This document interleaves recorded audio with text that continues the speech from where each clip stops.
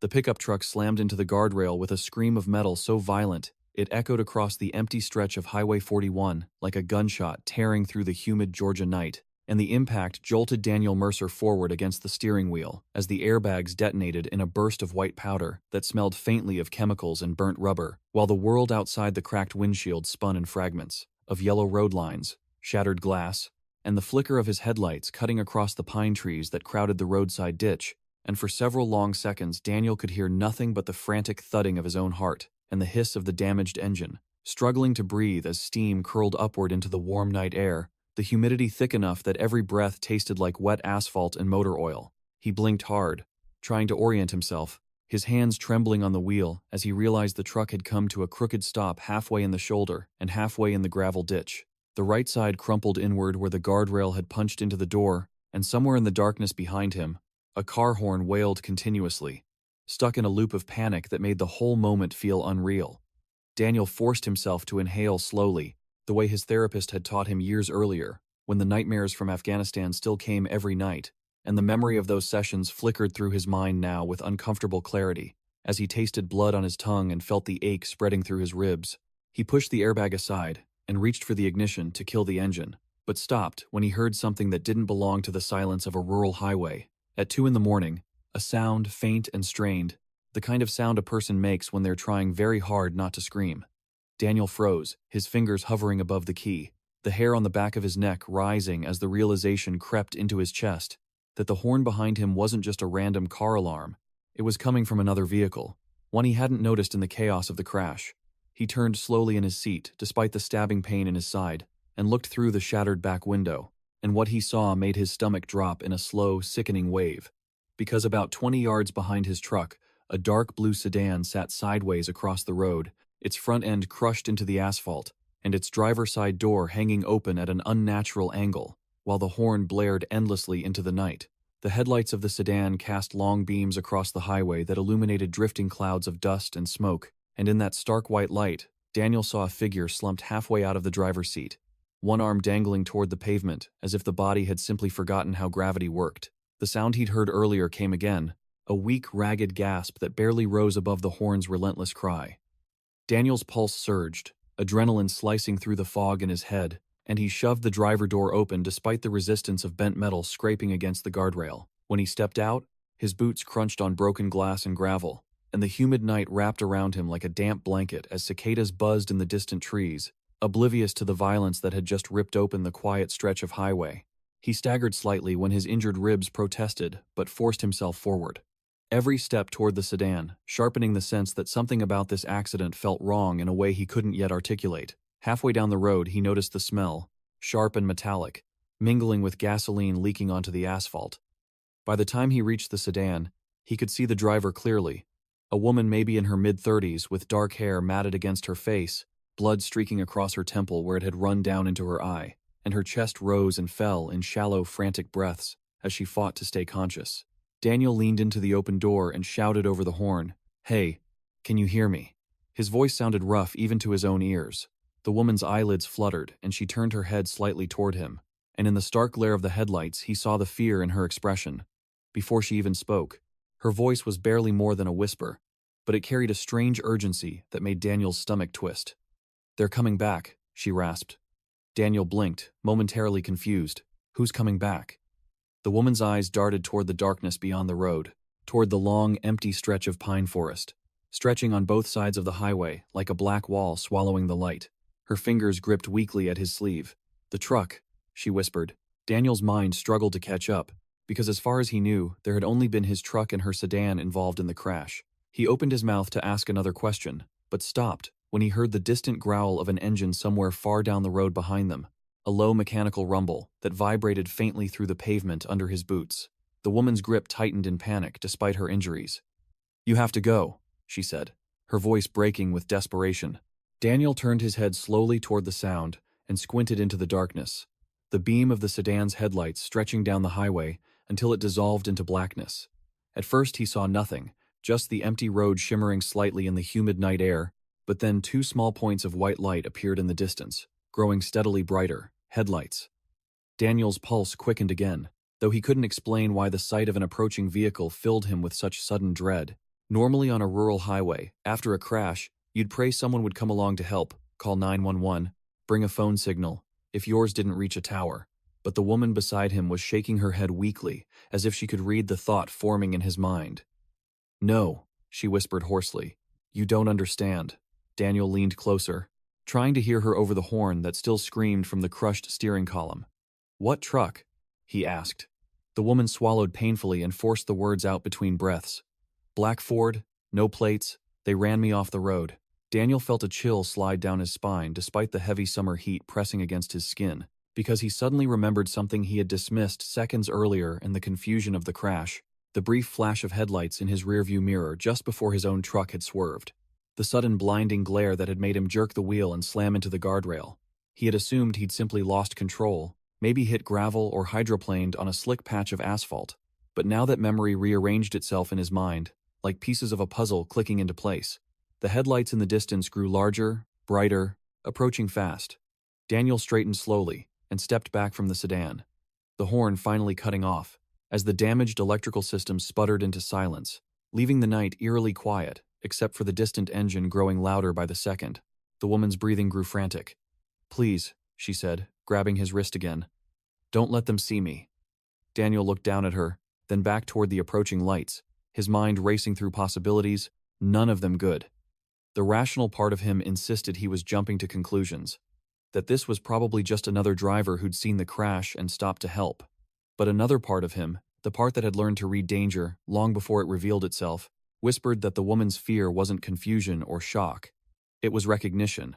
The headlights crested a slight hill in the road, and for a moment, the vehicle behind them became visible in silhouette against the dark tree line, and Daniel's stomach tightened when he saw the shape, large, boxy, unmistakably a pickup truck. It slowed slightly as it approached the crash site, the engine rumbling low, like a predator circling wounded prey. Daniel's breathing grew shallow, as 100 small details snapped into focus around him. The way the truck's headlights dimmed briefly, as if the driver had tapped the brakes, the way it drifted slightly toward the center of the road as it came closer, aligning itself with the wrecked sedan like a hunter adjusting aim. Behind him, the injured woman whispered something again, but Daniel barely heard it, because his mind had already shifted into the same cold analytical mode it had used years earlier, in places where hesitation got people killed. He scanned the roadside quickly, noting the thick wall of pines to the right, the shallow ditch beside the asphalt, the faint glint of broken guardrail near his own truck.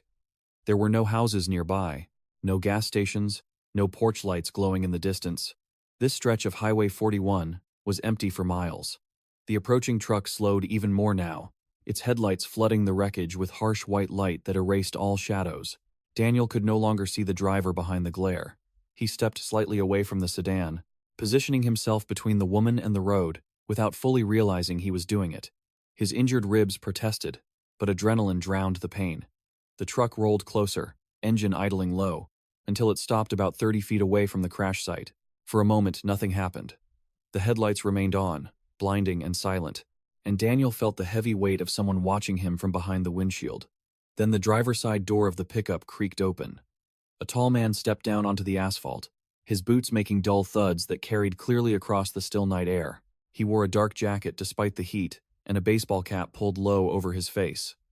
The man paused beside the truck and looked toward Daniel and the wrecked sedan, his posture relaxed in a way that felt disturbingly deliberate.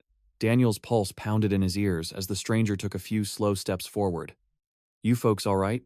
the man called out casually, his voice carrying an easy southern drawl that might have sounded friendly under other circumstances.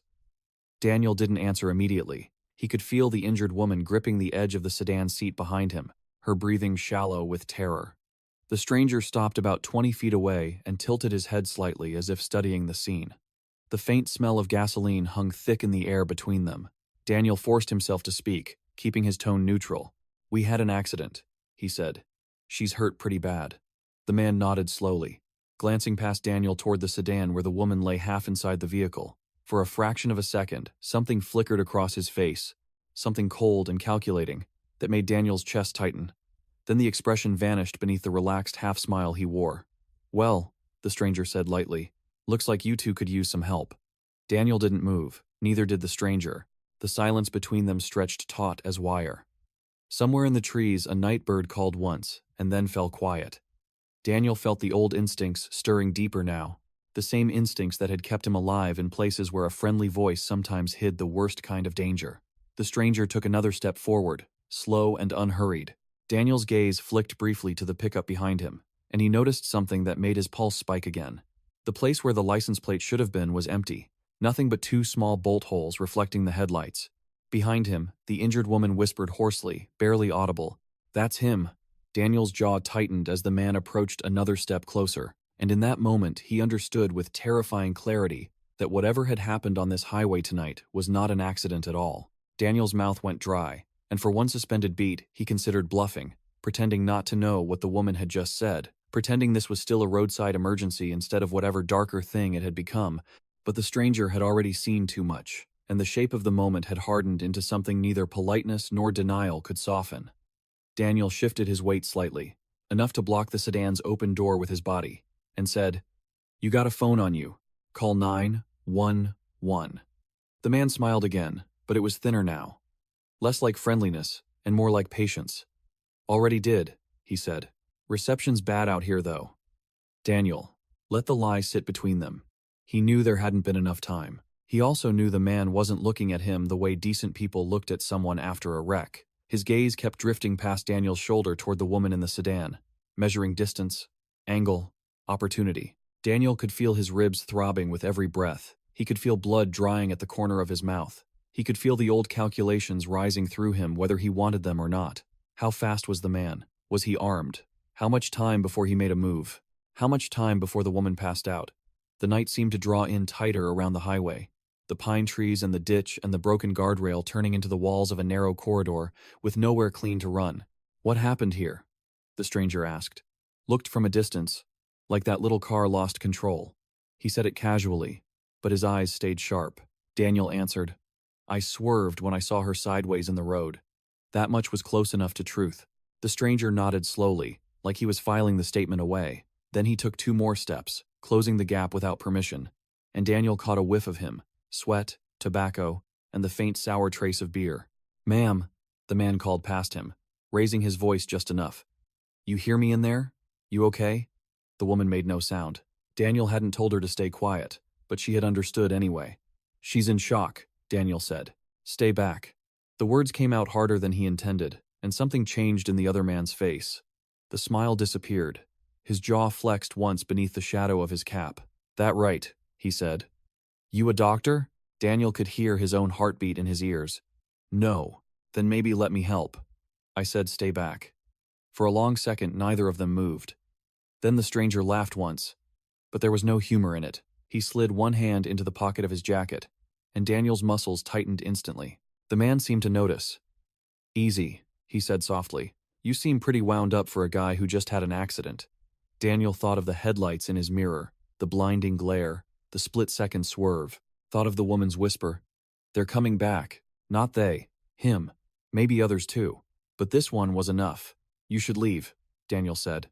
The man tilted his head. "And you should mind your own business." The sentence landed cold and flat. No drawl now. No pretense. The highway went silent except for the ticking of cooling engines and the distant hum of insects in the trees. Daniel realized, with a strange, detached clarity, that the performance was over. Whatever happened next would happen fast. He took one step backward toward the open sedan door, feeling for the edge of it with his heel, keeping his eyes on the man's hand in his jacket pocket. "What do you want with her?" Daniel asked. He didn't know why he asked. Maybe to buy time. Maybe because some part of him still needed the thing named before violence started. The stranger looked at him a moment, then shook his head like Daniel was disappointing him. "You should have stayed in your truck." Not an answer. "It's the only one you're getting." He moved then, sudden and direct, pulling a handgun from his jacket pocket and raising it in one smooth motion. Daniel reacted before he thought. He grabbed the sedan door and slammed it outward with all the force he had left. The heavy bent metal hit the man in the gun wrist just as he fired. The shot cracked through the night and vanished into the trees. The man swore, stumbling sideways, and Daniel lunged forward on instinct, driving into him shoulder first. Pain exploded through his ribs so hard, his vision flashed white, but momentum carried them both onto the asphalt. The gun skidded away across the road, spinning into the gravel shoulder. The stranger hit hard and recovered fast, twisting underneath Daniel with practiced brutality, shoving a forearm into Daniel's throat. Daniel smelled tobacco and dirt and hot anger.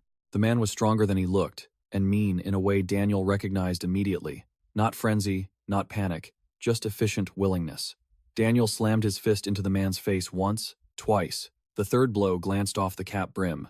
The stranger drove a knee into Daniel's side, and the world narrowed to a bright, sick burst of agony. Daniel rolled away, gasping. The man scrambled toward the gun. Daniel saw him going and threw himself after him, fingers catching the back of the jacket and dragging him off balance. Both men slid through gravel at the edge of the shoulder. The gun lay less than 3 feet away, gleaming dull beneath the truck headlights. The stranger reached for it, grabbed his wrist with both hands and smashed it against the pavement. Bone thudded against asphalt. The man hissed, turned, and slammed an elbow into Daniel's temple. Daniel's hearing went muffled for a second. The woman in the sedan was shouting now, or maybe screaming. He couldn't tell through the ringing in his skull. He tasted blood again. The man tore free, got one hand around Daniel's throat, and shoved him backward into the ditch. Dry weeds and loose dirt broke the fall. Daniel clawed at the man's wrist as pressure closed around his airway. The stranger leaned over him, face finally visible in the spill of light. Late 30s maybe, square jaw, pale eyes, a scar cutting through one eyebrow, a face ordinary enough to pass unnoticed in any hardware store or gas station in any county in the South. That was the thing Daniel had learned years ago. Real danger rarely announced itself.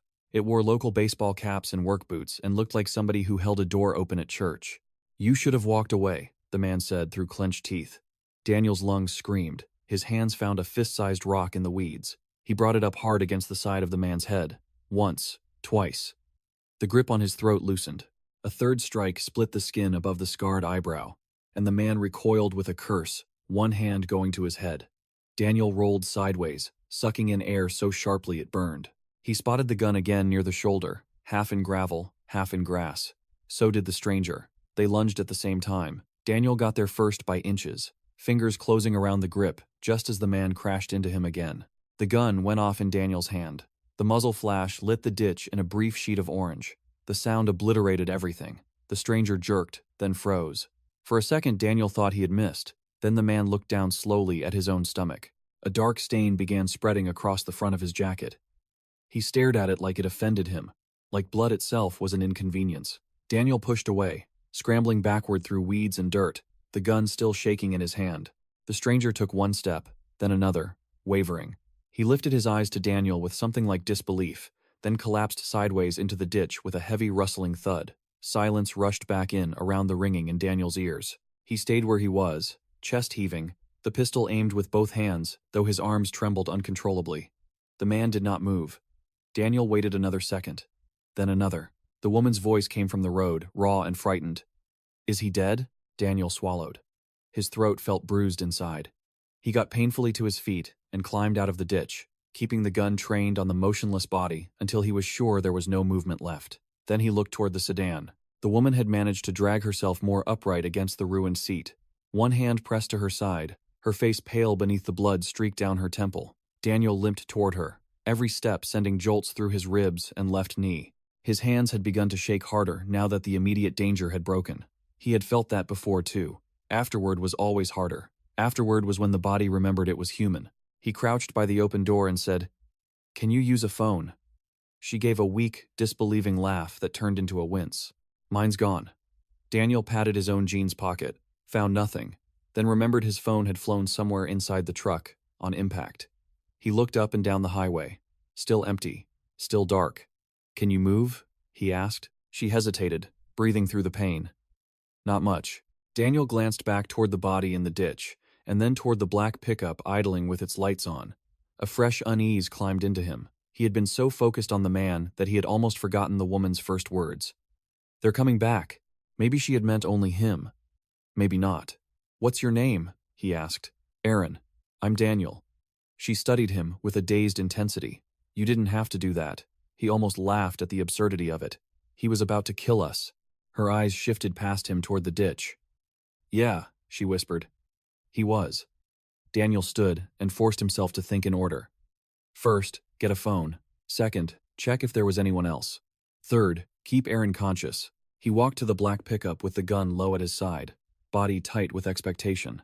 The driver door was still hanging open. The inside smelled like stale coffee, sweat, and damp upholstery. There was a cheap flashlight in the cup holder, Fast food wrappers on the floor, a road atlas shoved behind the seat.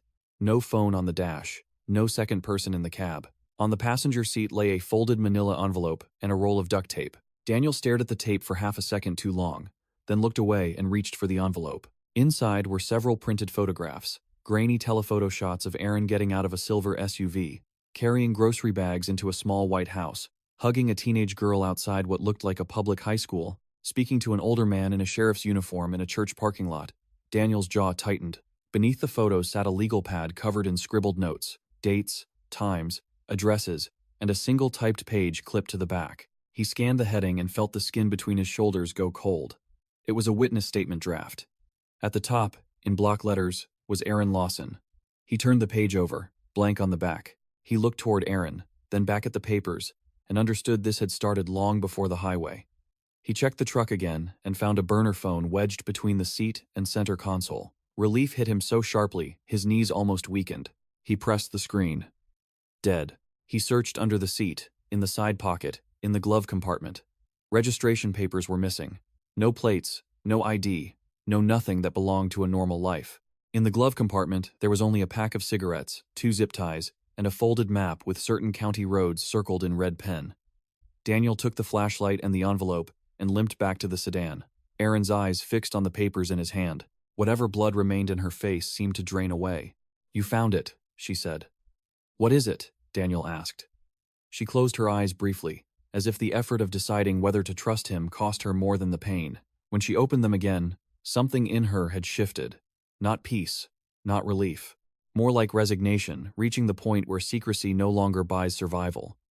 "I work for the county clerk's office in Bell County," she said. 3 months ago, some files came through that didn't make sense. Property transfers, shell companies buying land outside Marlow, old industrial lots, farms nobody wanted. The signatures matched approvals that should have taken weeks, but everything had been pushed through in 2 days. Her breathing caught. Daniel crouched lower, listening. "I shouldn't have looked deeper," she said. "But I did. Found tax records, liens wiped clean, a dead company from Tennessee suddenly owning half a stretch near the river. Then I found names tied to campaign donations, construction bids, sheriff's department overtime, things that should never overlap the way they did." Daniel glanced at the photos again. "You took it to somebody." "Deputy Ray Pritchard." She nodded weakly toward one of the photos. "He was the only one I thought might be clean." "Might be." She gave him a look tired beyond her years. "You live in a county long enough, you learn there's no such thing as certainty, only betting on who still hates themselves enough to tell the truth." The sentence sat heavy between them. Daniel had heard versions of it in different worlds. Small towns and combat zones were not as different as people like to imagine. "So what happened?" he asked. "Ray told me to write everything down. Dates, names, what I accessed, who called after. Said he wanted something formal before he took it to the State Bureau. Then yesterday afternoon he called and said not to come to the station. Said he'd meet me off County Road 9 near the old bait shop because people were asking questions." Her voice trembled. "He never showed. 10 minutes later that truck came up behind me."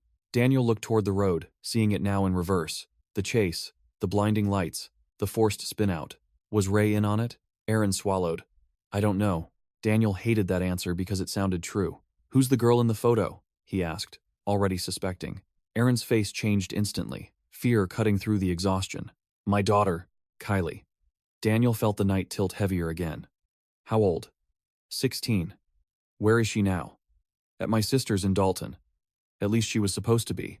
Daniel heard the uncertainty under that phrase and understood at once why Aaron had kept moving, why she had taken a rural highway at 2 in the morning, instead of going straight to some official building lit up with cameras and uniforms. If your child could be reached, nowhere felt official enough. Daniel's mind moved through the pieces. Corrupt land deals. A witness. Maybe a deputy. Maybe not. A staged roadside killing. A teenage daughter somewhere out there tied to all of it, whether she knew or not. He looked at the witness statement draft again. "Did you finish this?" Aaron shook her head. "No." Ray emailed a template. "I printed it, started filling it out, then got scared to keep it at the house. I was taking it somewhere safe." Daniel almost asked where safe existed anymore, but the question was useless. Instead he said, "We need to call 911. And we need to be careful what we say." Aaron stared at him. "You think they're in it too?" "I think. I don't know who's in it." He saw the answer register in her eyes, because she had already reached the same conclusion hours earlier. "There's a state trooper barracks about 30 miles south. she said after a moment. If we can get there. Daniel let out a breath and glanced at her wrecked sedan and his ruined truck. Not in those. Then we take his. She meant the black pickup. Daniel looked back at it. The idea twisted his stomach. But she was right. Waiting on that road with a dead man in the ditch, and no certainty about who answered, a local dispatch call was its own kind of suicide. Can you stand? He asked. Aaron let out a faint, humorless sound. You really don't know how bad this hurts, do you? I've got a rough idea. He held up the flashlight. I'm going to check your car for anything else. Then I'm getting you into that truck. And the body? Stays where it is. He didn't say because moving it would make them look guilty, because touching anything more than necessary would tangle them deeper, because part of him could not bear the thought of dragging another dead weight through the dark. He turned to the sedan and searched quickly with the flashlight. The interior smelled of blood, hot plastic, and leaked coolant. He found Aaron's purse lodged under the passenger seat, a set of keys, a bottle of ibuprofen, and a half-empty folder of county documents scattered across the floorboard. He gathered everything into the purse, then paused when the flashlight beam caught a cheap prepaid phone tucked beneath the center console. He pulled it free. Aaron looked at it and went rigid. That's not mine. Daniel set it on the hood, then pressed the side button. Battery still alive. No lock screen, just a plain home display. A text thread was open. He read the latest message and felt his chest tighten. Done yet. Need confirmation before sunrise. Another beneath it from 20 minutes earlier. If not road, use the girl. Daniel showed Aaron without speaking. She made a sound like her breath had torn halfway through her. For a second, Daniel thought she was going to faint. Instead, she reached out with shaking fingers and clutched his wrist so hard it hurt. We have to get to Kylie. Where's your sister's house? Outside Dalton near Pine Ridge Road. How far? 40 minutes if the roads are clear. Daniel did the math and hated every version of it. Trooper barracks south. Daughter north. If they chased official protection first and the people behind this had wider reach, Kylie could vanish before sunrise.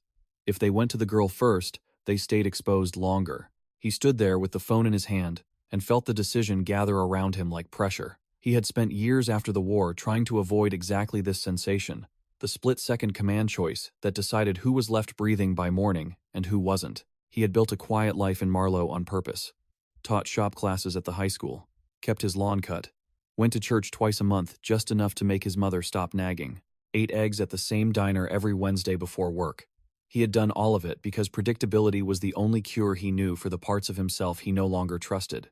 And now here he was again, standing on a rural highway with a dead man in a ditch, and somebody else's daughter possibly being hunted by Dawn. He looked at Erin. Her face was gray with pain and fear, but beneath both was something steadier. A mother's refusal to break while there was still something left to save. That settled it. We go to your daughter, he said. Aaron's eyes filled instantly, though whether with gratitude or terror, he couldn't tell. Then what? Then we decide who gets told and in what order. You don't even know me. Daniel slipped the burner phone into his pocket and met her gaze. I know enough. The truth was harsher and simpler than that. He knew what it was to fail to get somewhere in time. He knew how many years a man could spend trying to live around one late arrival. He was not adding a 16-year-old girl to that ledger, if he had any choice left in it. He holstered the dead man's gun into the back of his waistband, tucked the envelope under one arm, and braced himself. On three, he said, reaching carefully for Aaron. I'm going to lift you. She nodded once, jaw set, tears slipping silently into the blood at her temple. One, Daniel said. The highway remained dark and empty around them. The pine trees, still and watchful, the humid air thick with gasoline and earth and the faint copper tang of blood, and somewhere far off a dog barked once across the fields, as if the county itself had heard the violence and decided to keep its distance. 2. Aaron gripped his shoulder with surprising force. Daniel could feel her trying not to scream before the pain even came. 3. He lifted, and her cry ripped into the night, sharp and human and impossible to mistake, and before the echo had fully died across the trees, Daniel thought he heard something else in the distance, beyond the highway's dark bend. Not thunder, not wind, but the low approaching growl of another engine. Daniel's head snapped toward the sound before he had fully settled Aaron against the passenger side of the black pickup, and for one raw instant his entire body locked with the old familiar certainty that time had narrowed again, and there was no room left for pain, grief, or confusion. Only movement. The engine noise grew louder from somewhere north on the highway. Still too far to identify, but close enough to vibrate faintly through the night air, and Aaron's fingers dug into his forearm as she saw his expression change. What is it? she whispered, breathless and shaking. Daniel eased her the last few inches against the truck and bent toward her, keeping his voice low and tight. Maybe nothing. Maybe someone heard the shot. He did not add the rest, that maybe it was another piece of the same machine already turning toward them, because he could see the answer to that possibility in her eyes anyway. She nodded once, face pinched with pain, and Daniel moved fast, rounding the truck to the driver's side, killing the headlights first so the highway fell back into a more uncertain darkness, then climbing into the cab and turning the key just enough to bring the dash alive without fully starting the engine. He needed to know what worked, how much fuel they had, whether the battery would hold, and the panel lit up in weak green and amber, showing a little under half a tank, oil pressure low but not dead, no obvious immobilizer lights, the kind of practical ordinary information that seemed almost insulting against the blood and broken metal outside. He killed the dash again and stepped out, listening. Every nerve opened wide. The approaching vehicle was still coming, but slower now, maybe a mile out, maybe less, a faint pulse of tires over patched asphalt. Daniel looked toward the ditch where the man lay, and then toward Aaron, then made the decision without liking it. He grabbed the flashlight, strode to the body, and crouched just long enough to drag the man by the shoulders deeper into the weeds and pine shadow, where headlights from the road would not find him immediately. The body was heavier now than it had looked in motion, dead weight in the truest, ugliest sense, and Daniel felt the full jarring protest of his ribs as he hauled him over dirt and scrub. His hands came away slick and warm, and he swallowed hard against the sudden smell of blood and wet earth. When he stood again, breath ragged, the engine sound on the highway had grown clear enough that he could distinguish size by ear, not a semi, not a bike, likely a sedan or small SUV. He hurried back, snatched the scattered photos and legal papers from the hood where he had laid them, shoved them beneath the driver's seat, then returned to Aaron and opened the passenger door. "Can you get in if I help?" he asked. She tried to straighten and nearly folded from the pain. Her lips went colorless. "You're going to have to do most of it." "Then I'm doing most of it." He slid one arm behind her back, one under her knees, and lifted again, gentler this time but no less difficult. The cry she bit back broke halfway into a strangled moan against his shoulder, and Daniel felt the heat of her tears through his shirt as he got her onto the seat and drew her legs inside. She clutched the edge of the dashboard with one hand and the front of his shirt with the other, trying to breathe evenly and failing. "Stay with me," he said. She let go slowly, nodded, and leaned her head back against the torn seat. Eyes squeezed shut. Daniel shut her door, ran around the truck, and slid behind the wheel just as a wash of distant headlights curved around the bend far up the road, pale and searching in the dark. He started the engine. It coughed once, then caught, idling rough but steady. The sound felt impossibly loud. Daniel threw the truck into drive, eased it off the shoulder, and headed south first with the lights still off, letting the moonless dark swallow them while the other vehicle crested the rise behind, its beams sweeping across the abandoned crash site they had just left. Erin turned weakly in her seat, wincing, and stared through the rear window. "Don't let them see us," she whispered. "I'm trying." Daniel guided the truck by memory and the faint, pale seam of road until he judged they had enough distance, then flicked on the headlights for a second, enough to catch the lane markings and keep them from drifting into the ditch, before cutting them again when he saw a side road branching east through the trees. He took it hard, gravel spraying under the tires, and the pickup shuddered onto a narrow county road, lined with pine so close their branches scraped the roof with a dry, whispering hiss. Behind them, the highway disappeared. Ahead, darkness and loose stone and the smell of old timber and dust. Daniel drove another quarter-mile before finally letting the headlights stay on low beam. The road was barely wider than the truck, patched in places and washed out in others, and every pothole sent a fresh wave of pain through Erin. She pressed both hands to her side and breathed through her teeth. Daniel could feel the urgency to drive faster, wrestling with the knowledge that one bad bounce might make whatever internal injury she had much worse. "Talk to me," he said, keeping his eyes on the road. "About what?" Her voice shook with exhaustion. "Anything. I need to know if you're fading." She gave a small, incredulous laugh that sounded close to tears. "You always this charming?" "Usually worse." For the first time since the crash, the edge of something almost human passed between them. Not humor exactly, but recognition that terror had not yet stripped them down to objects moving through a nightmare. Erin opened her eyes and stared out at the black walls of trees sliding past. "I was born in Bell County," she said after a moment. "Never thought I'd die there too." "You're not dying tonight." "You don't know that." Daniel tightened his hands on the wheel. She was right, and the certainty in his own voice had been less promise than plea. He tried again. Then don't help it happen. She glanced at him, and in the dim spill of dashboard light, he could see how hard she was working to remain present. Sweat dampened her hairline. Blood had dried along one cheek, cracking when she moved her mouth. "You have kids?" she asked. The question landed unexpectedly, as if she had reached into a part of him. He kept boarded shut. Daniel stared at the narrow road ahead, jaw tightening. No. Erin waited, perhaps sensing there was more, but not sure whether she had the right to ask. Daniel did not volunteer it, not at first. The truck rattled over a washboard stretch, and the pine trees gave way briefly to open farmland, a dark field silvered faintly by starlight, then closed in again.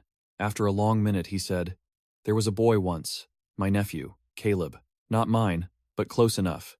He hadn't spoken the name aloud in months, maybe longer. "My sister called me one night after I got back stateside. Said Caleb was running a fever. Said she didn't know if she was overreacting, and asked if I could drive them to the ER, because her husband was on a roofing job 2 counties over. I was drinking.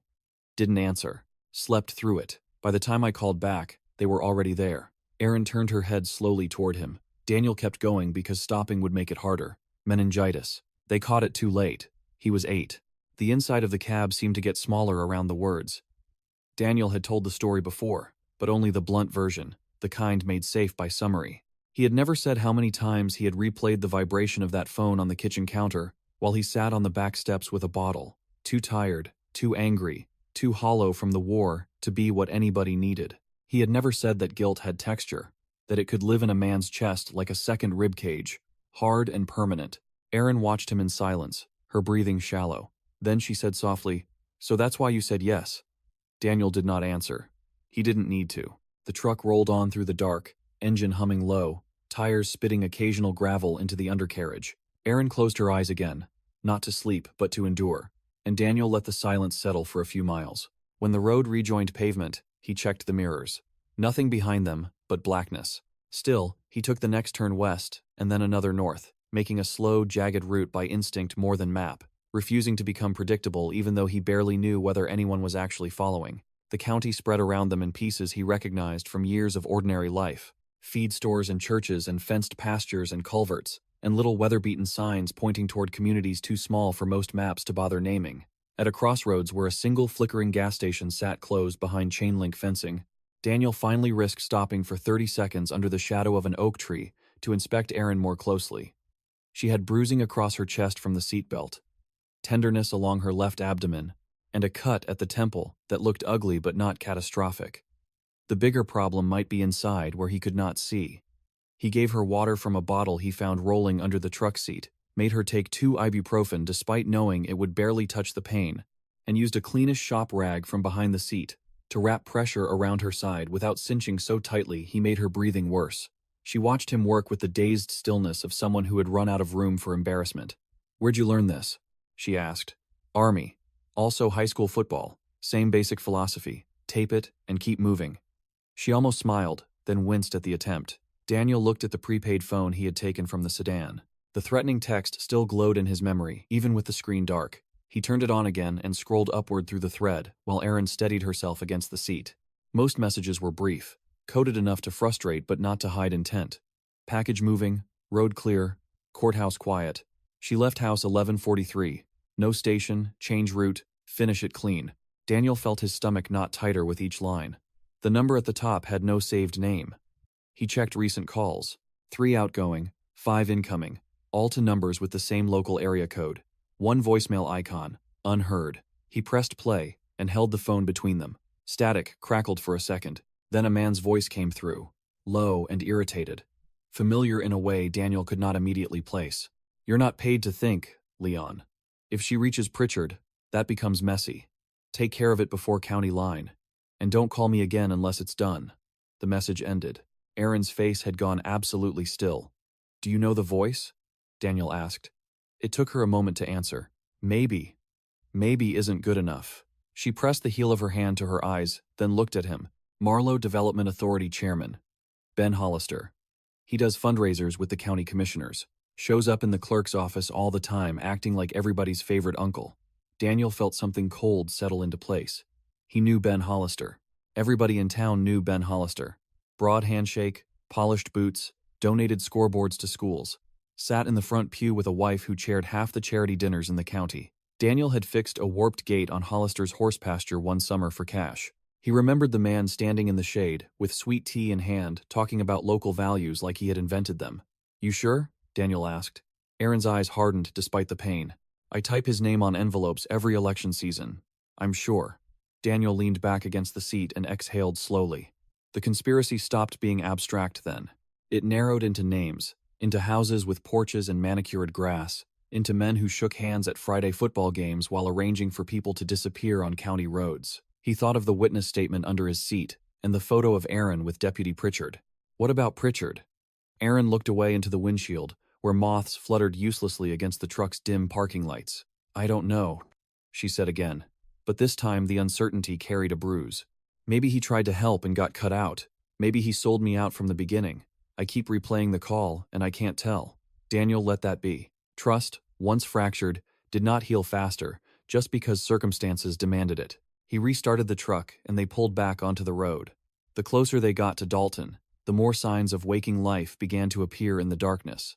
A porch light here, a convenience store sign buzzing red and blue over empty pumps, a pair of semis growling along the state route. Dawn was still some distance off, but the deepest center of night had begun to thin. Erin grew quieter, not because she trusted the silence, but because fatigue was dragging at her.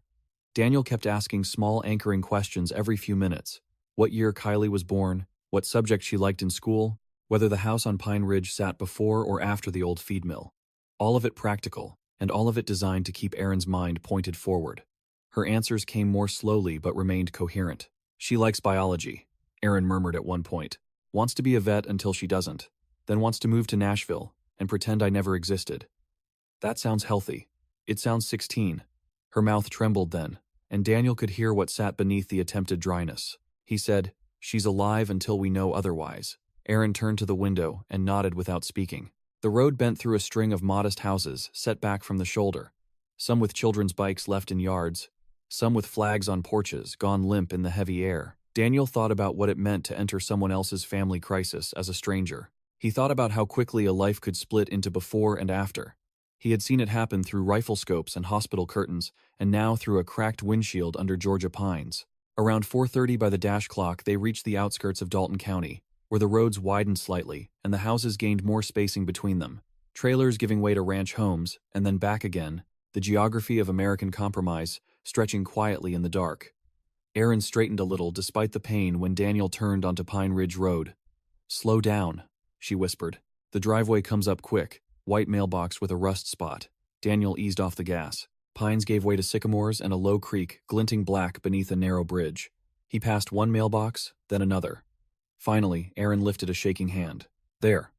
The mailbox leaned slightly, and the post had indeed bloomed a patch of orange rust near the base. Daniel turned into the gravel drive and killed the headlights before they reached the house. A one-story brick ranch sat about 60 yards back from the road, with a detached garage and a porch swing hanging motionless in the dark. One light glowed from the kitchen window. Daniel's chest tightened. Either someone was awake very early, or they had never gone to bed. He parked behind a stand of crepe myrtles off to the side rather than directly in front, then listened. No barking dog, no voices, no movement beyond the ticking engine. "Who lives here besides your sister?" he asked. "Laura. Her husband, Mitch. Their little boy, Owen." Daniel nodded, checking the mirrors again. "Do they know anything?" "Only that I was scared and asked if Kylie could stay the night. That may have changed." Erin closed her eyes briefly, then pushed the door open before he could stop her. Pain folded her in half almost instantly, but stubbornness kept her moving. Daniel got around the truck and caught her before she hit the gravel. "Easy. I'm going in." "You're going in with help." He slung one of her arms around his shoulders, and together they made their way up the drive. The gravel crunched too loudly. Every porch shadow looked occupied. The kitchen light cast a weak yellow rectangle across the yard, enough to show a child's plastic tricycle lying on its side near the steps. Daniel took the gun from his waistband and kept it low along his thigh. Erin saw it and did not object. When they reached the back door, she knocked once, then again, harder. Nothing. She tried the knob. Unlocked.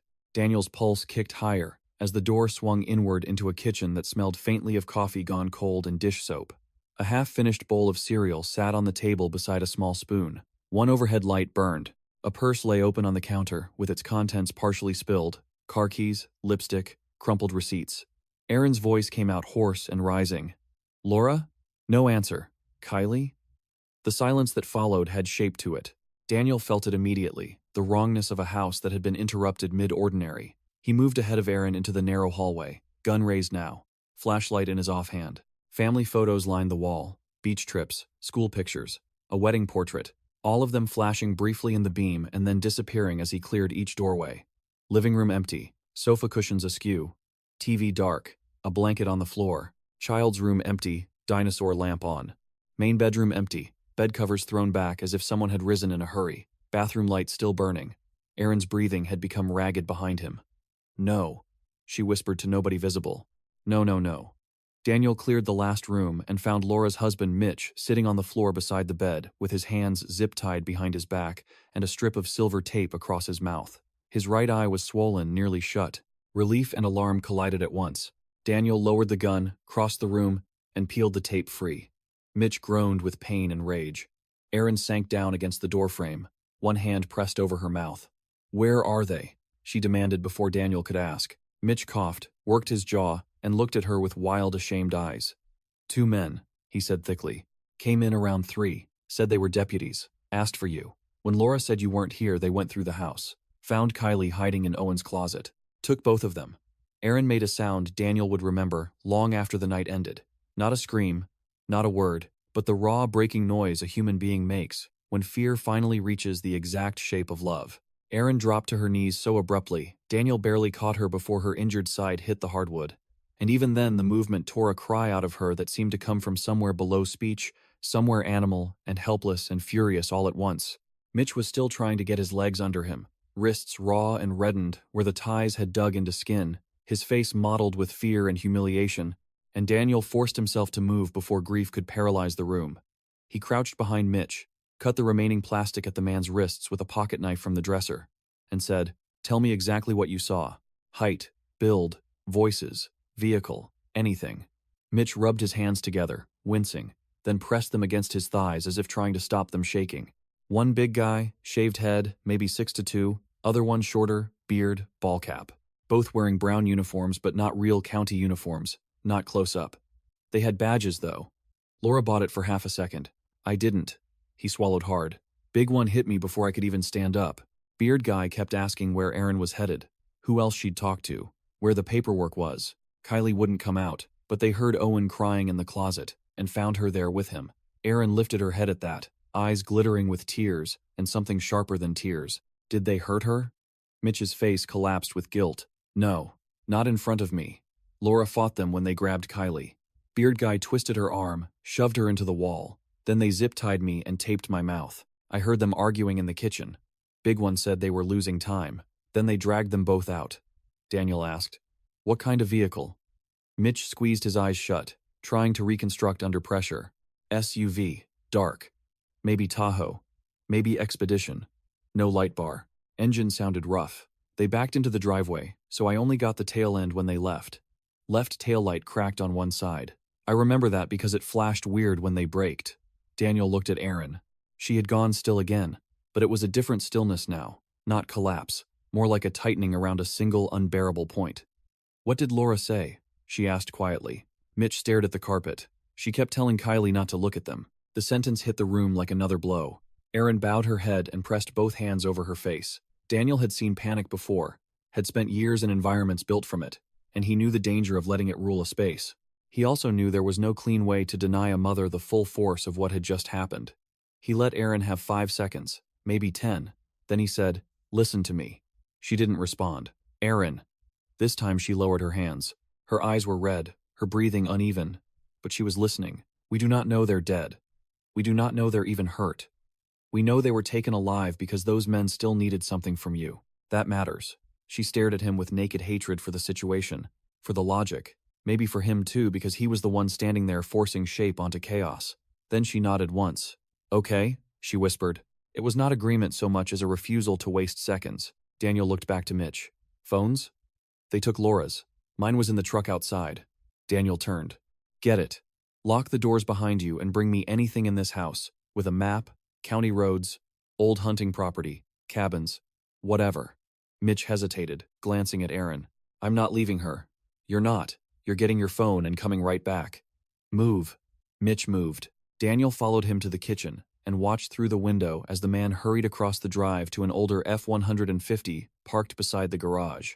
The eastern edge of the sky had started to lighten almost imperceptibly. Not true dawn yet, but the black was thinning into dark blue. Time was changing character now. Night let predators move unseen.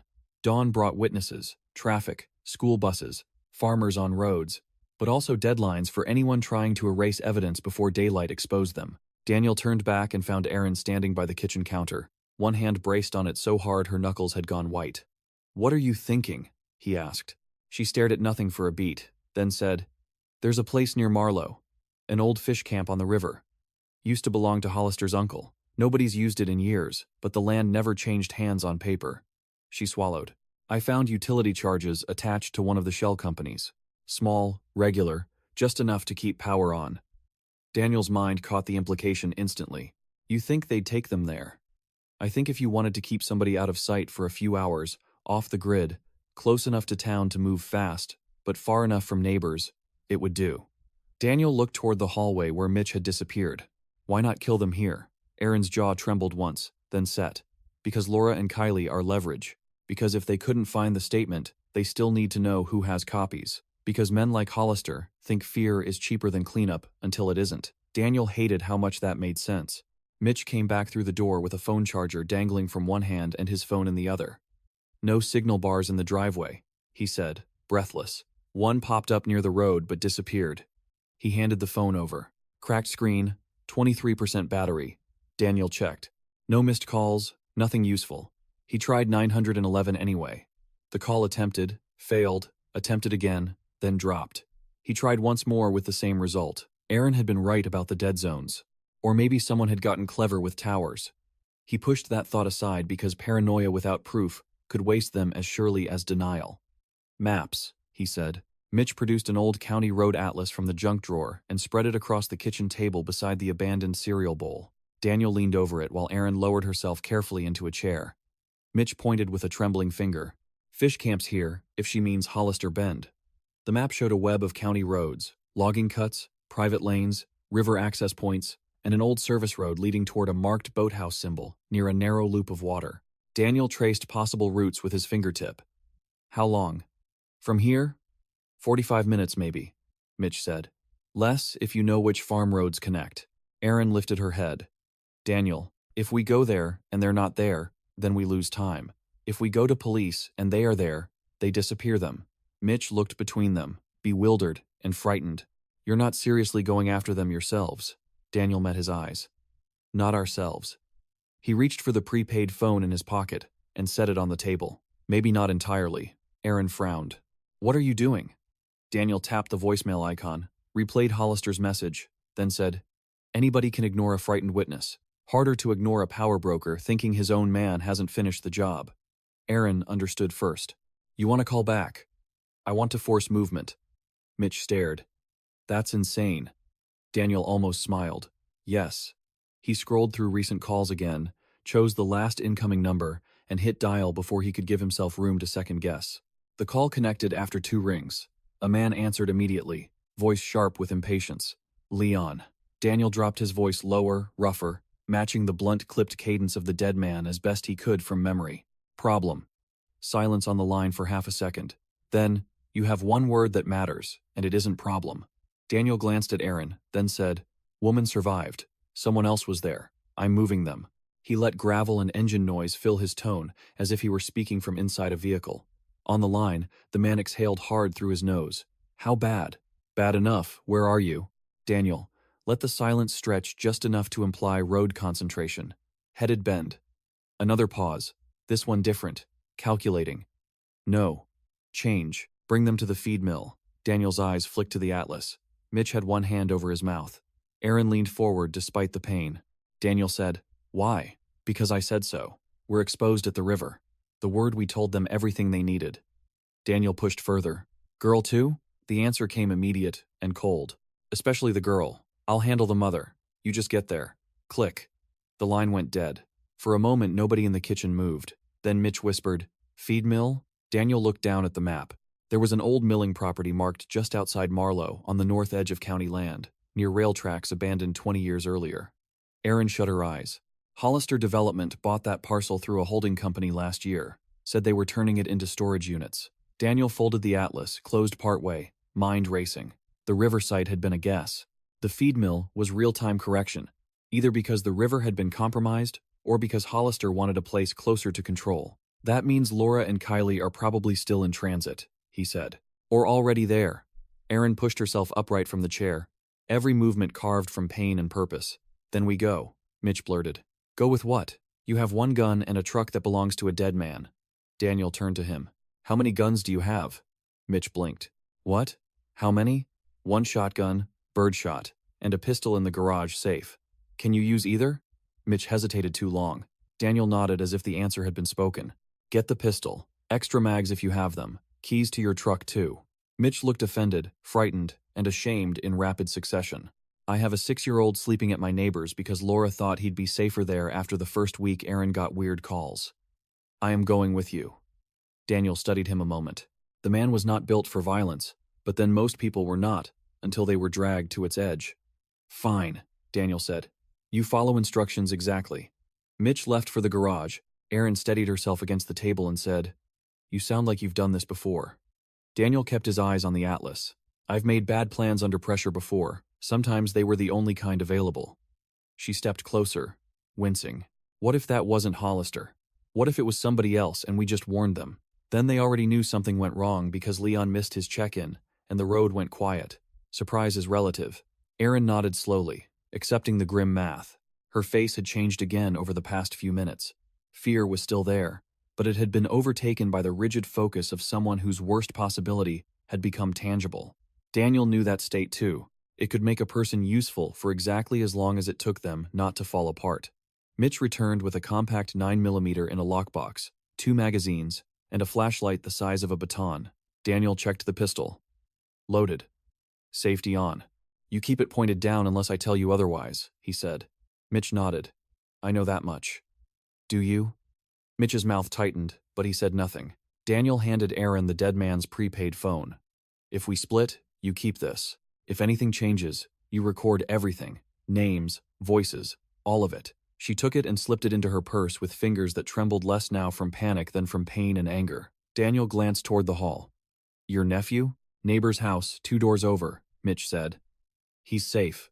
Safe. The word felt provisional in a county where uniforms could be costumes, and respectable men could order kidnappings before sunrise. Still, the boy was beyond the immediate field of fire. That would have to be enough. They moved quickly after that. Mitch switched off unnecessary lights. Daniel wiped the kitchen counter where they had handled the map and phone, a habit so automatic he barely noticed doing it. Erin left a note for the neighbor in case anything happened, just 2 lines on the back of a utility envelope, asking them to keep Owen until Laura returned, and not to answer the door for anyone in uniform without calling her brother in Chattanooga first. She stared at the note for a second after writing it, as if aware of how much hope it contained and how little guarantee. Then she folded it beneath the sugar jar on the counter. They took Mitch's F-150 rather than the black pickup, leaving the dead man's vehicle hidden behind the crepe myrtles. Daniel drove. Erin sat in the middle seat, despite the pain, so she could spread the atlas across their knees and guide the route. Mitch rode shotgun, the pistol resting awkwardly in both hands, muzzle down the way Daniel had instructed. The truck smelled faintly of fertilizer, old coffee, and crayons. There were fast food napkins in the console and a child's dinosaur sticker on the dash. The normalcy of it made the mission ahead feel both more absurd and more real. They cut west on back roads, avoiding the state route. Dawn began to gather in layers now. First a pale band beyond the tree line, then a weak gray sheen over fields and ditches. Enough light to distinguish barns from houses and fence posts from standing men. The world looked tired rather than awake. Daniel kept the speed just below reckless. Gravel rattled under the tires. Occasionally Erin flinched and pressed a hand to her side, but she kept navigating, voice clipped and clear. Left at the silo. Then, take the road by the Baptist cemetery. A few miles later, she added, if Hollister's there in person, that means this is bigger than cleanup. Daniel said. It already was. No, I mean bigger than a land deal.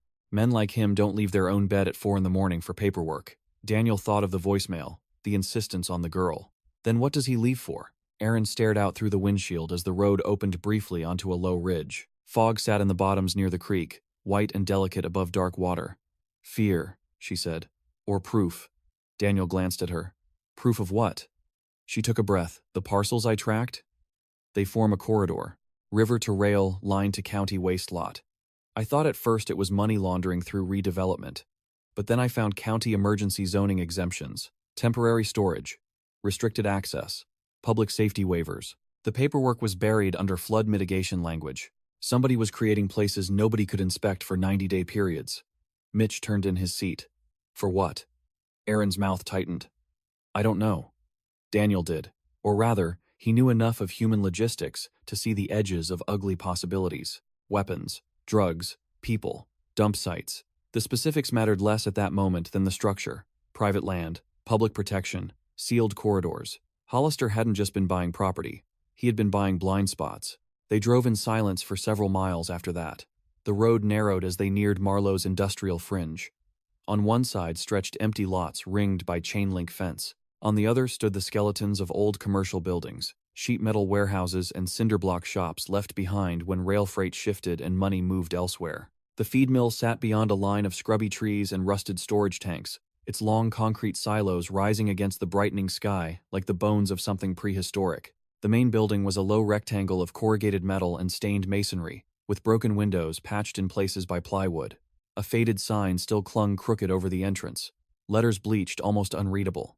Beyond it, nearer the tracks, stood a secondary warehouse and a loading bay with roll-up doors. Daniel slowed and cut the engine a quarter-mile out behind an overgrown equipment yard screened by wild privet. From here on foot, he said. Mitch swallowed. How many do you think are inside? Daniel answered honestly. More than I want.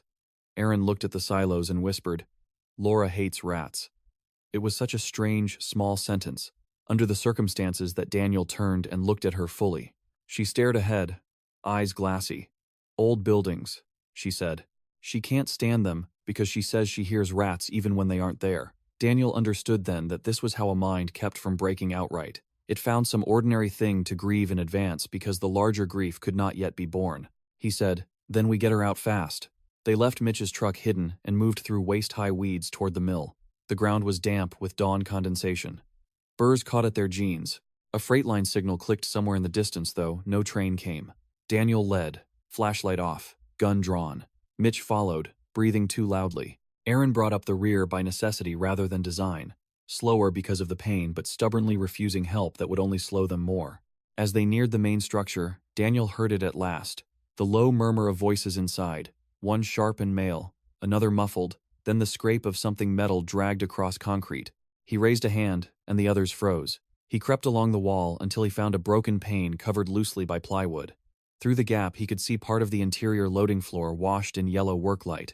A dark SUV sat backed up near the bay. One rear taillight was indeed cracked, blinking faintly wrong. Near it stood two men, one broad and shaved-headed in fake Deputy Brown, the other in a cap with a beard. Hollister himself stood a few feet away in pressed slacks and a windbreaker, clean as a man headed to an early committee breakfast rather than a kidnapping site.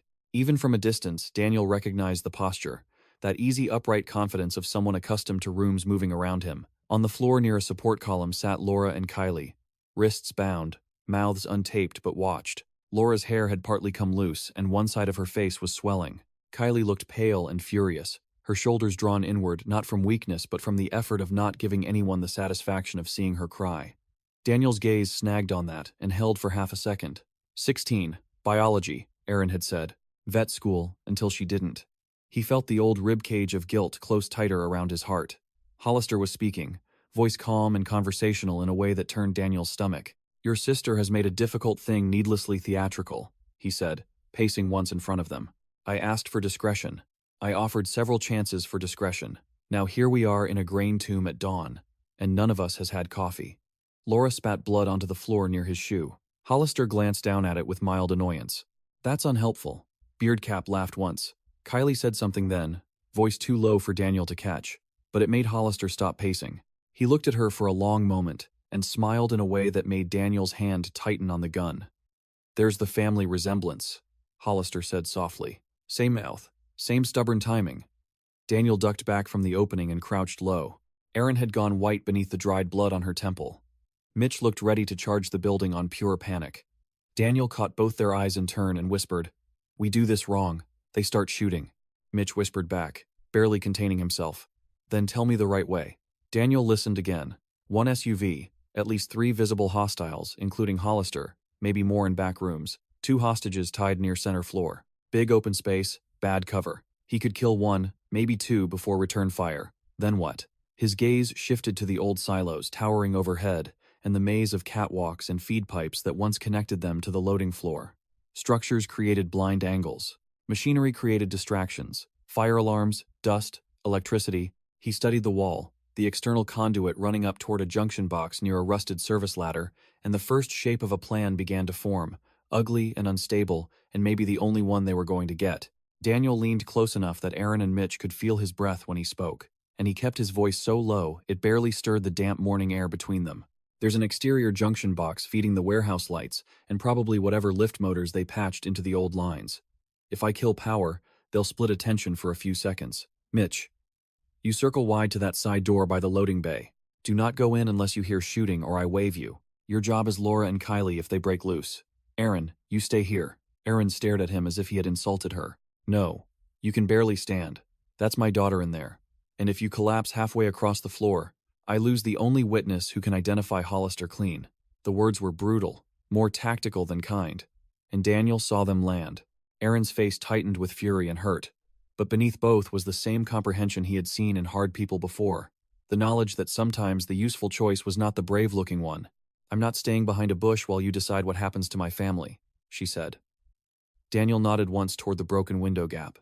"Then you stay here and watch. The moment you see Kylie clear, you move. Before that, you do not." He turned to Mitch. "You hear a vehicle arrive, you fall back and cover the drive. No heroics." Mitch swallowed and nodded too quickly. Daniel knew panic when he saw it. Knew that instructions under panic became fragile things. But there was no time left to make him steadier than he was. Inside the mill, Hollister was still talking, his voice drifting through the gap with the lazy assurance of a man who believed the room belonged to him. Daniel slid along the wall beneath the conduit, found the service ladder bolted into concrete, and began climbing despite the fire that went through his ribs with each pull. Rust flaked under his palms. The metal was wet with dawn condensation and old grime.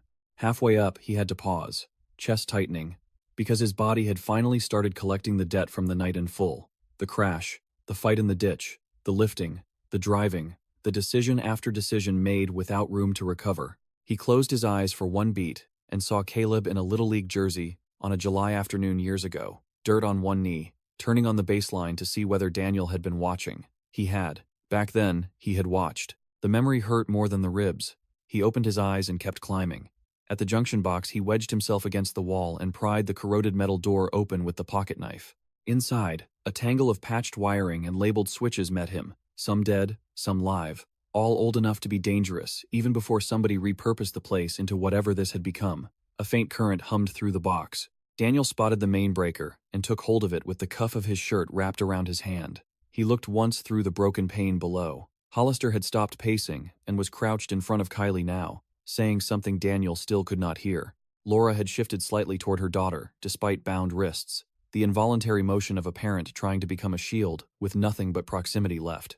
Beardcap stood nearby with a pistol loose at his thigh. The big shaved-headed man was by the SUV, looking bored. Daniel yanked the breaker. The warehouse went black with a hard metallic clunk that echoed through the structure.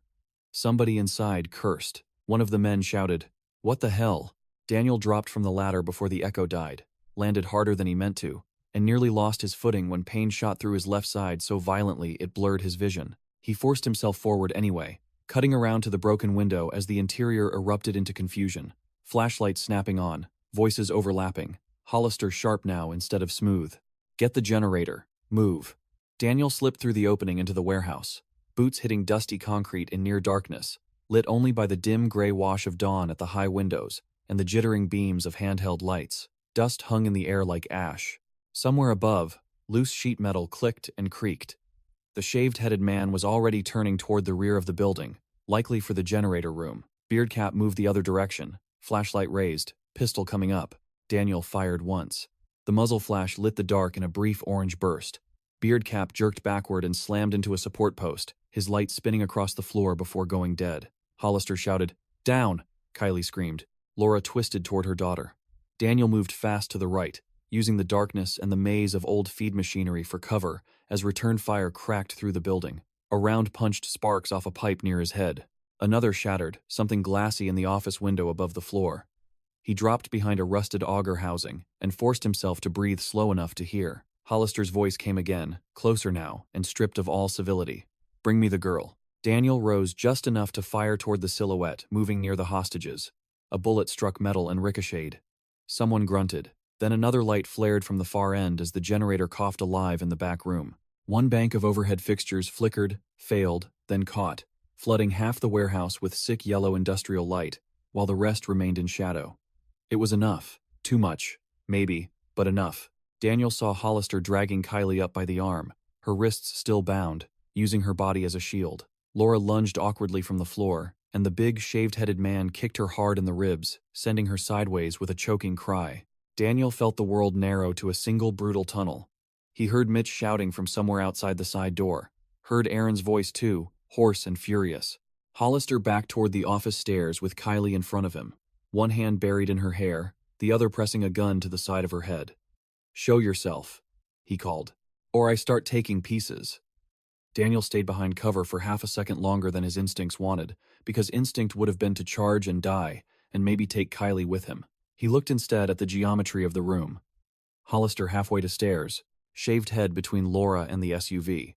Beard cap down but not guaranteed dead. Side door beginning to open, catwalk overhead crossing above Hollister's path. Daniel's gaze snapped upward, then left, to a hanging feed chute suspended by chains from a ceiling track, heavy enough to crush if dropped.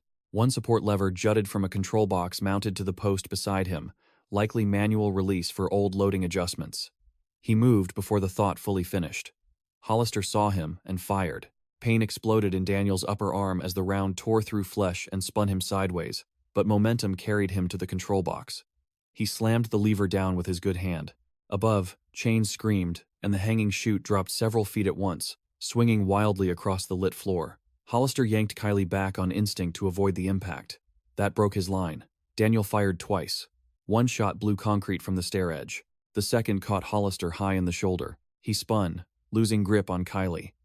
The girl dropped hard to the floor. At the same moment, Mitch came through the side door with the pistol in both hands, face white with terror, and shouted something incoherent as he fired once toward the shaved-headed man. The round missed, but the distraction was enough for Laura, still bound, to throw herself against the bigger man's knees. He stumbled.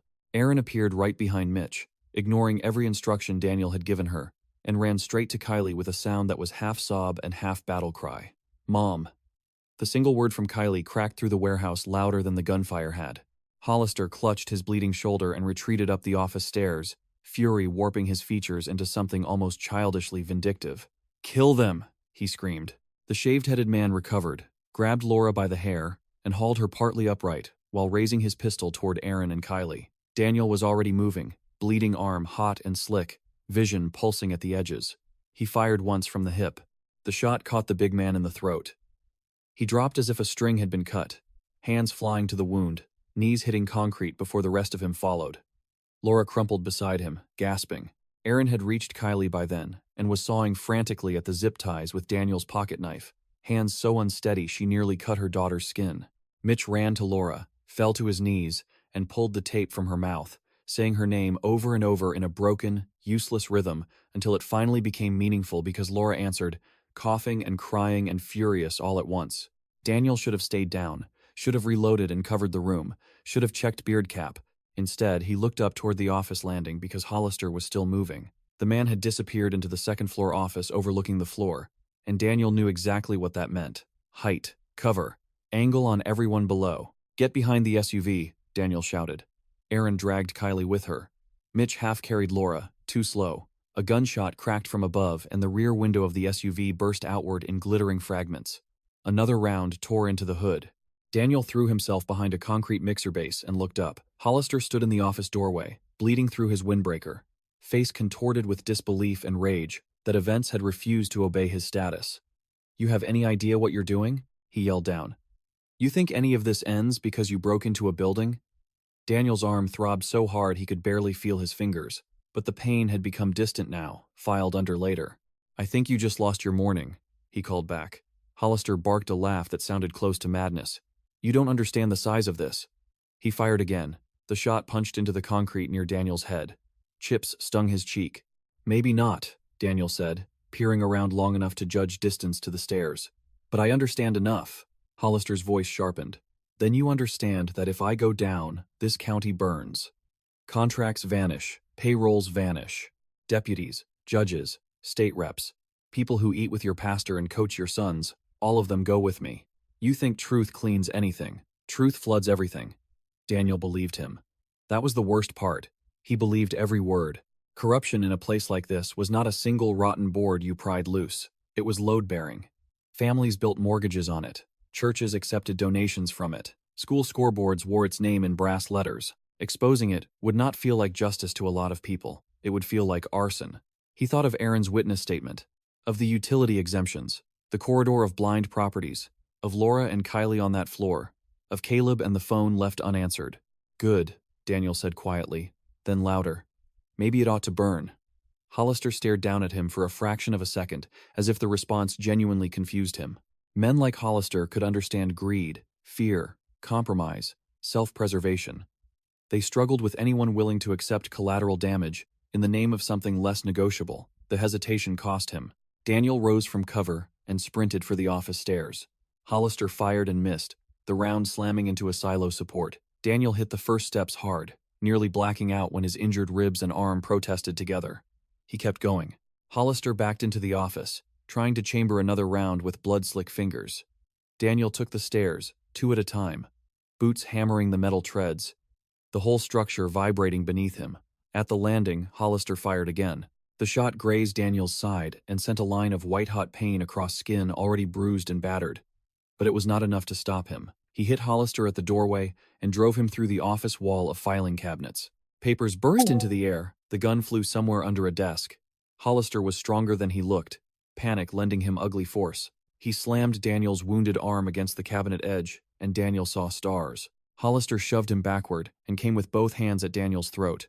They crashed into the desk, scattering folders and a laptop onto the floor. Hollister's face was inches from his now polished civility stripped away completely. "Do you know what people like you are for?" he hissed. "You clean up, you teach shop, you vote for whoever waves a flag, and when men who understand scale make hard choices, you call it leadership because you like your roads paved." Daniel tried to answer and could not breathe enough to do it. Hollister's grip tightened. "You are furniture," Hollister said. "Useful, replaceable furniture." Something inside Daniel went very still at that. Not rage, not exactly, more a final settling of weight. Furniture. Maybe Hollister believed that because he had spent a lifetime arranging other people into his rooms. Daniel's right hand found the heavy brass stapler that had skidded near the desk edge. He brought it up hard against Hollister's temple. Once. Hollister recoiled but held on. Daniel hit him again. Blood sprang at the hairline. The grip loosened. A third strike broke it. Hollister staggered sideways into the window frame overlooking the warehouse floor below. The old glass cracked in a spiderweb. Daniel surged up despite the dizziness and drove into him shoulder first. The window shattered. Hollister windmilled, half over the drop, one foot still scraping for purchase on the office floor. Daniel caught his windbreaker instinctively, and suddenly, they were balanced in that terrible suspended position. Hollister hanging outside the broken frame above the loading floor, Daniel on his knees amid glass and paper, one good hand clutching fabric, while the other arm bled down onto the sill. Below, Aaron screamed for Daniel to let go or hold on.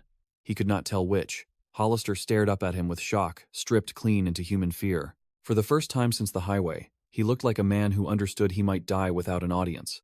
"Listen to me," Hollister gasped. "You pull me up and I can make this survivable for you. For all of you." Daniel looked down. 20 feet below, Laura clung to Kylie while Mitch stood over them with the pistol trembling in his hand. Aaron's face was turned upward, streaked with blood and dust and tears. Still fierce, still demanding the impossible of the world. Daniel looked back at Hollister. "Survivable," he repeated. Hollister nodded rapidly, desperate now. "Money, lawyers, statements. You think I can't rewrite this? I can bury the dead man on the road. I can make you the hero. I can make the whole thing vanish." Daniel believed that too. Hollister probably could. Maybe not all of it, not forever, but enough. Enough to turn this into some wild roadside abduction by a rogue subcontractor. Enough to cauterize the wound without cleaning the rot. Daniel felt the fabric straining in his fist. His shoulder screamed. He thought about what Aaron had said in the truck, about betting on who still hated themselves enough to tell the truth. He had spent years hating himself for what he missed, what he survived, who he had failed. Maybe that was all conscience was in the end. Hatred refusing to go numb. No, Daniel said. Hollister's expression changed, not into acceptance but into outraged incomprehension. You self-righteous idiot. The fabric tore. Hollister fell. He hit the metal loading platform below with a sound nobody on that floor would ever forget. Silence followed, so complete, it felt manufactured. Dust drifted down through the broken window around Daniel like pale ash. He stayed where he was for a second too long, knees in broken glass, chest heaving, arm leaking blood onto the sill, because his body had finally reached the point where command and consequence were no longer in the same room. Then the world tilted. He heard Aaron shouting his name from far away and tried to answer, but the office floor rose to meet him before he could form the word. When he came back, it was to pressure on his wound and the smell of old paper and rust and Aaron's voice very close to his face, sharp and steady, in the way people become steady, only when they refuse to panic until later. Stay awake. Daniel blinked. The office ceiling wavered above him, water-stained and cracked. Aaron knelt over him with Mitch's belt cinched around his upper arm as a tourniquet. Laura stood in the doorway holding Hollister's dropped gun with both hands. Kylie was behind her, pale but upright, one cheek bruised, eyes too old all of a sudden. Dawn had strengthened through the broken window, turning the warehouse below from yellow artificial gloom into a washed-out gray that made everything look aftermath clean. Mitch? Daniel managed.